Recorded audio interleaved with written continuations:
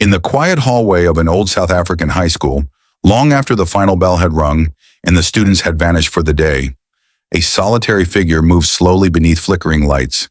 His name was Samuel.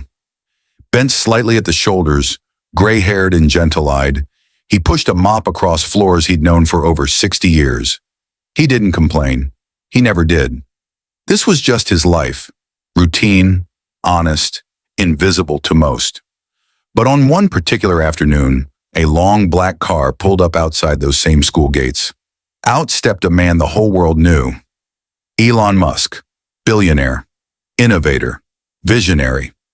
As he walked through the familiar corridors of his youth, something made him stop cold in his tracks. There at the far end of the hallway, mopping the floor with quiet precision, was Samuel, still working, still unseen. And in that moment, something inside Elon shifted forever. Long before Elon Musk became a household name, Samuel was already part of that school, the steady, unnoticed heartbeat of the halls. He arrived every morning before sunrise, keys jingling at his belt, unlocking doors, flipping on lights, and making sure everything was in its place. His hands were worn, his back stiff from decades of labor, but there was pride in how he worked. Samuel wasn't just a janitor. He was a guardian of the school's spirit, the kind of man who quietly patched what was broken, both in buildings and sometimes in people. He had no fancy degrees, no medals on the wall. What he had was patience and kindness and an unwavering sense of duty. Kids would pass him every day. Some said hello, most didn't. But Samuel noticed everything, the shy ones, the sad ones, the troublemakers who weren't really bad, just lost. And he always found a way to help without drawing attention to himself. One of those students was a boy named Elon. Thin, awkward, often lost in his own world, Elon wasn't exactly popular. He was bullied more often than befriended. While most teachers missed it, Samuel didn't. He'd seen that look before, the look of someone carrying more inside than they knew how to explain. One afternoon after Elon had been shoved in the hallway and left to pick up his scattered books alone, Samuel walked over, crouched beside him, and helped gather the pages. "You're not like the others," he said gently. "That's not a bad thing." It wasn't much, just a moment. But sometimes one moment is enough to plant a seed. Samuel never told anyone about it, and Elon never forgot it. As years went by, that small act of grace remained tucked in Elon's memory. Not as a dramatic event, but as one of the rare times someone had seen him, really seen him, before the world ever knew his name. Elon Musk's journey from that narrow school hallway to the helm of SpaceX and Tesla is the kind of tale most people only dream about. After leaving South Africa, he ventured to Canada with little more than ambition and a relentless curiosity. He worked odd jobs, studied hard, and absorbed knowledge like a sponge. Physics, engineering, business. His mind never slowed down, always thinking years ahead of everyone else. While the world eventually came to know him as the eccentric billionaire, the genius who would launch rockets and reshape industries, there was still a part of Elon that remembered being the boy in the hallway. Bruised, misunderstood, helped by a janitor with kind eyes and rough hands.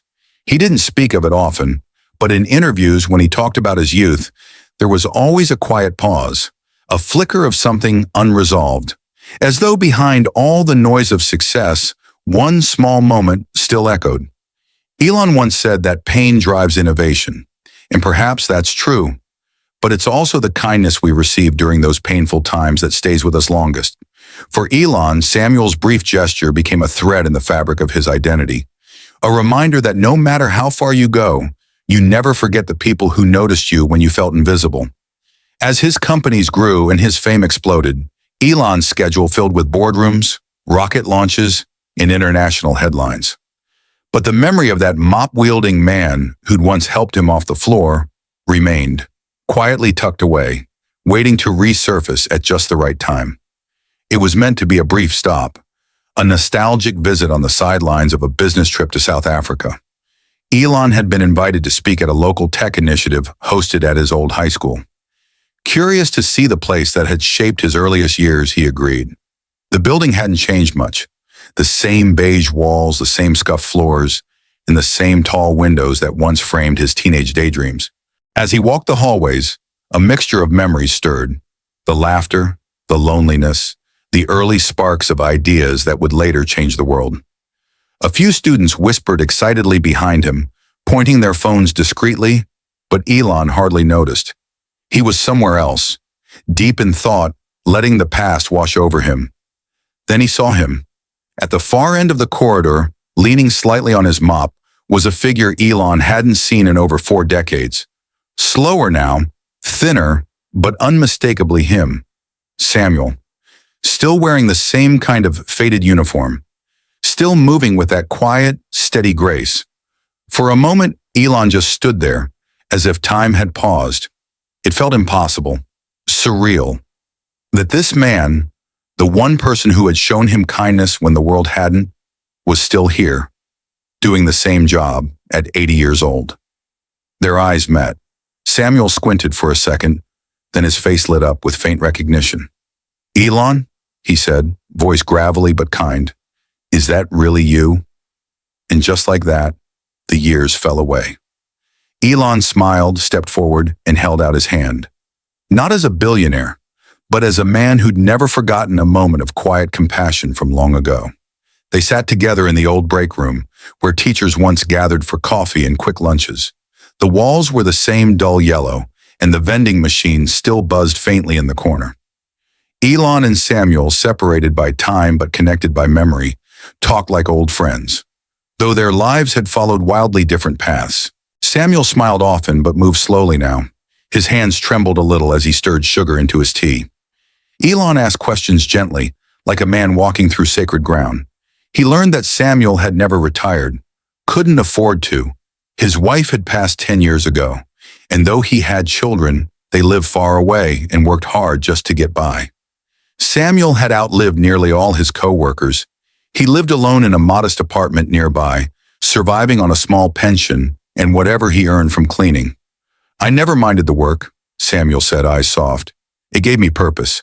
These halls, they were my world." Elon listened, quiet, his expression unreadable.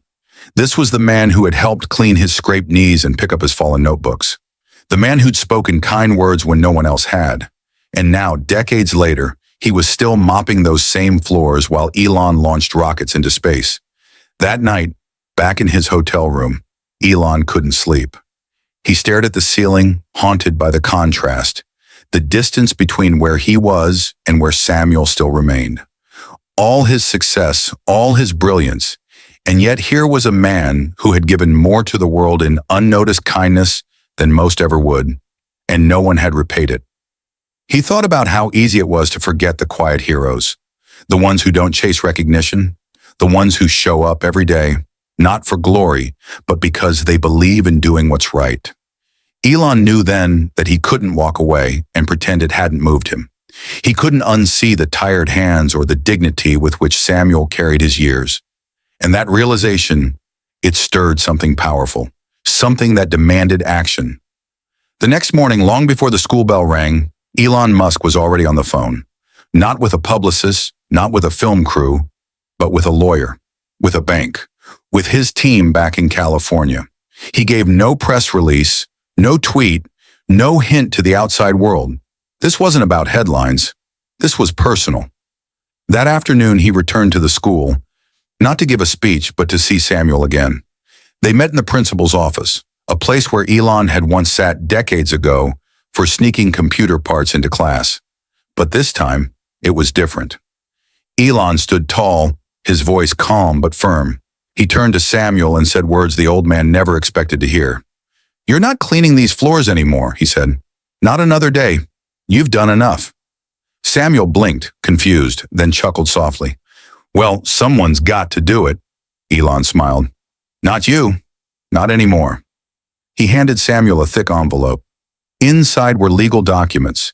Elon had arranged for a full retirement package, something far beyond what the school could ever offer. A generous pension for life, his debts wiped clean, a new home in a quiet neighborhood fully paid for, and a medical team to support him for the years ahead. But it didn't stop there. Elon had also created a scholarship fund in Samuel's name, the Samuel Grant for Quiet Heroes, to honor working-class school staff across South Africa. Janitors, cafeteria workers, bus drivers. The people who make schools run but are too often forgotten. When the news broke, it wasn't through a flashy video or dramatic reveal. It spread the old-fashioned way, through whispers, then headlines, then tears. Teachers cried. Former students reached out with memories of how Samuel had helped them in quiet, unseen ways. And the world watched as a billionaire gave something back, not out of obligation, but gratitude. Samuel tried to protest, but Elon shook his hand and said, "This isn't charity, it's justice. You showed up for others your whole life. Now let someone show up for you." In the days that followed, Elon posted a simple message on social media. No grand speech, no viral video. Just a quiet photo of Samuel smiling in front of his new home and a caption that read, "Some people build rockets, others build people. I never forgot the man who helped me stand when I was still learning to rise." It wasn't long before people began sharing their own stories of janitors who'd handed out extra sandwiches, bus drivers who waited an extra minute, teachers' aides who noticed when a kid was hurting. The world, it seemed, had been full of Samuels all along. We'd just been too busy to see them. Elon later spoke at a private fundraiser and said something that stuck with everyone in the room. "You can measure success in dollars or headlines, but I think the real measure is who you remember, and who remembers you. The world runs on quiet kindness, and we ought to honor it more." Samuel never asked for recognition. That was never the point. He had shown up for 60 years not to be remembered, but because he believed in doing things right, even when no one was watching. But now the world was watching, and more importantly, learning.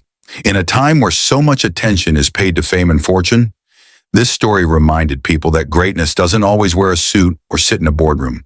Sometimes it wears old shoes, carries a ring of keys, and walks the same hallway for a lifetime, quietly changing the world, one mop stroke at a time.